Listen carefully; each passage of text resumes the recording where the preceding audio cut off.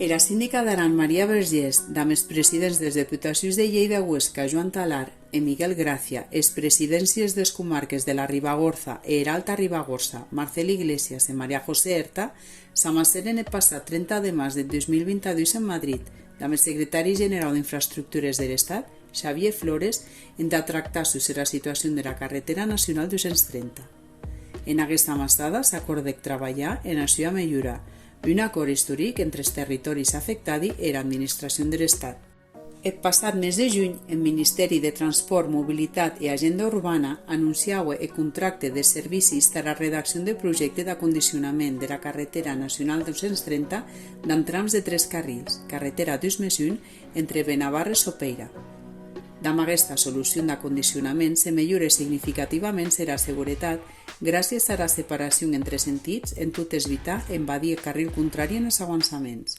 El 16 de setembre, el secretari general d'Infraestructures, Xavier Flores, acompanyat del secretari general del repte demogràfic, Paco Boya, presentau en Consell General d'Aran les accions de millora de la Nacional 230 que el Ministeri vol a terme en tot complir amb el compromís adquirit el mes de març davant de la síndica dels presidents de les Deputacions de comarques afectades.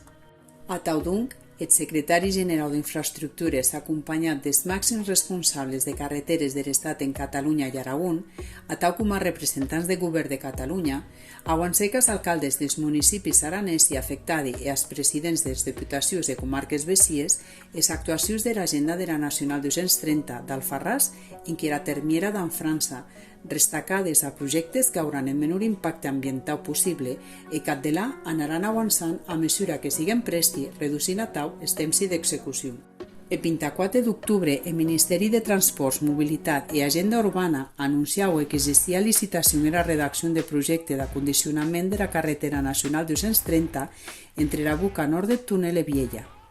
A Taudung, en tot seguit amb el compromís a a terme les actuacions de millorar aquesta carretera que formen part de l'anomenada Agenda Nacional 230, aquests treballs s'inicien en la part aranesa i uia des que reverteixen més complexitat i perillositat.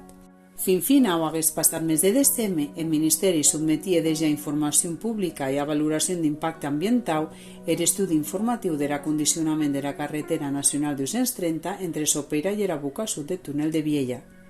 En aquests estudis s'avaloren 3 alternatives diferents que van des de 296 als 375 milions d'euros, d'entre els que la Tresau incorpora ja les al·legacions remassades en anterior tràmit d'informació pública. Pendent els darreris 6 mesos, l'avanç en la millora de la Nacional 230 ha estat força important, perquè per primer viatge s'ha tenut el compromís de l'Estat a una reclamació històrica de la Val d'Aran i de la resta de territoris pels que passi aquesta carretera.